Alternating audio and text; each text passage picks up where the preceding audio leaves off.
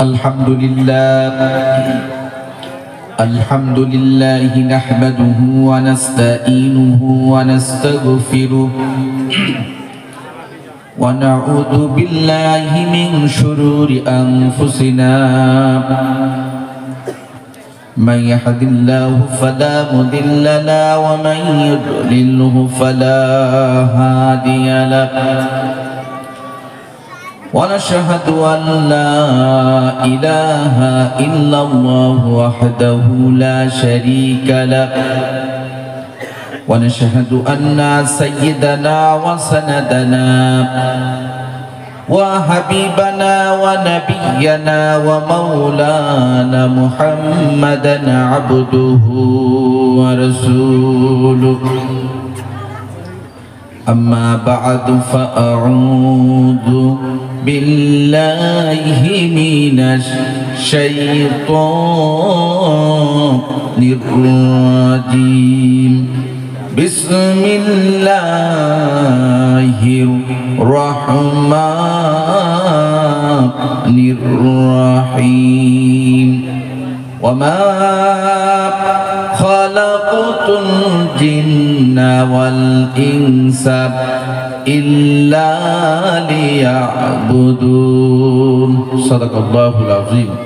إن الله وملائكته يصلون على النبي يا أيها الذين آمنوا صلوا عليه وسلموا تسليما شكر درود إبراهيم اللهم صل على محمد وعلى آل محمد كما صليت على إبراهيم وعلى آل إبراهيم إنك حميد مجيد اللهم بارك على محمد وعلى آل محمد كما باركت على إبراهيم وعلى آل إبراهيم إنك حميد مجيد خلفائے রাশিদার সোনালী দিন কেন যে ফিরে আর আসে না সকলেই পেয়ে তার অধিকার কেন যে প্রাণ খুলে হাসে না যদিও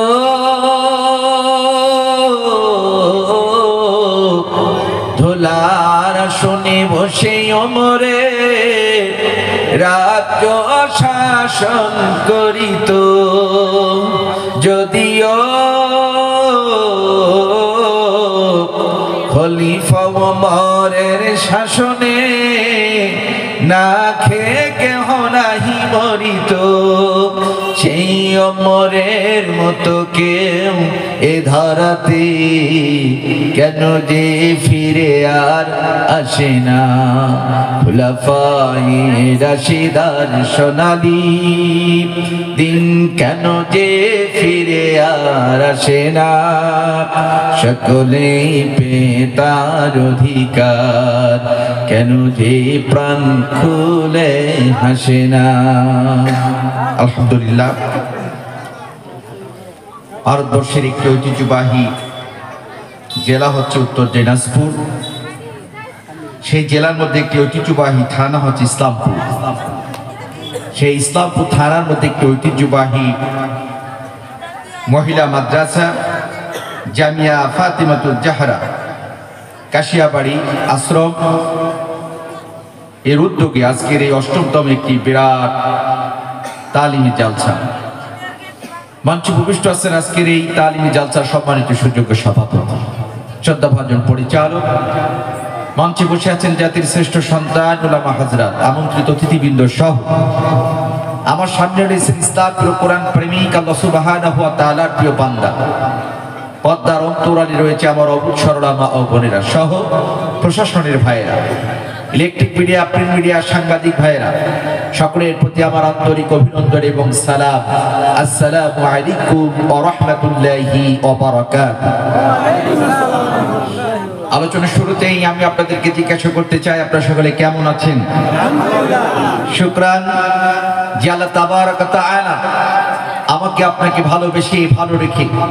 জাতির এই ক্লান্তি লগ্নে আরামের ঘুমটাকে হারাম করে ধুলাবালির মধ্যে বসে দীর্ঘক্ষণ কোরআনের কিছু কথা বলার এবং শোনার যেমনি যে রব আমাকে আপনাকে সুযোগ তৈরি করে দিলেন, এই জন্য সেই মহান আল্লাহ তাবারক ওয়া তাআলার দরবারে তার দেওয়া পবিত্র জবান দিয়ে সম্মিলিত কণ্ঠে আমরা আরেকটিবার শুকরিয়া আদায় করি, বলি আলহামদুলিল্লাহ। লাখো কোটি দরুদ ও সালাম জ্ঞাপন করি সেই নবীর প্রতি যে নবীর সুপারিশ ছাড়া কোনো মানুষ জান্নাতে যেতে পারবে না, যে নবী এই পৃথিবীর মানচিত্রে ইসলামী মূল্যবোধকে প্রতিষ্ঠিত করতে গিয়ে অসংখ্য নির্যাতন নিপীড়ন সহ্য করেছে। হাজারো নির্যাতন নিপীড়নের মধ্য দিয়ে গোটা পৃথিবীর মানুষদেরকে তিনি শান্তির বার্তা দিয়েছে। তিনি আর কেউ নাই, তিনি হলেন আমাদের নবী, আখির জামানার পয়গম্বর, সাইয়্যিদুল মুরসালিন ওয়া রাহমাতাল লিল আলামিন, সরকারে দো আলাম জনাব মুহাম্মদুর রাসূলুল্লাহ সাল্লাল্লাহু আলাইহি ওয়াসাল্লাম। মাগফিরাত কামনা করি পৃথিবীর ওই সকল মর্দে মুজাহিদদের জন্য যারা যুগে যুগে পৃথিবীর বিভিন্ন প্রান্তে এই কোরআনের বাণী প্রচার করতে গিয়ে দাঈল আল্লাহর দায়িত্ব পালন করতে গিয়ে যিনারা নির্যাতিত হয়েছেন, নিপীড়িত হয়েছেন, সর্বোপরি শাহাদাতের পেয়ালা পান করেছেন। আল্লাহ তাবারক ওয়া তাআলা তিনাদেরকে শহীদের উঁচু মাকাম দান করুক, সকলে বলেন আমিন। সম্মানিত হাজিরিন, বাদ আসর থেকে শুরু করে গভীর রজনী পর্যন্ত আমন্ত্রিত উলামা হযরত কোরআন ও হাদিসের আলোকে বক্তব্য রেখে আপনাদেরকে ধন্য করেছি। আমি আপনাদেরকে জিজ্ঞাসা করতে চাই, এই কোরআন ও হাদিসের আলোচনা আপনাদের শুনতে ভালো লাগে না খারাপ লাগে?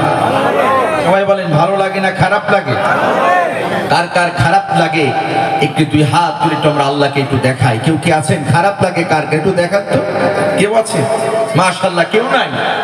আমি একটু নেগেটিভ কথাটা এই জন্যই বললাম যে আমার ভাষাটা বুঝছেন কিনা।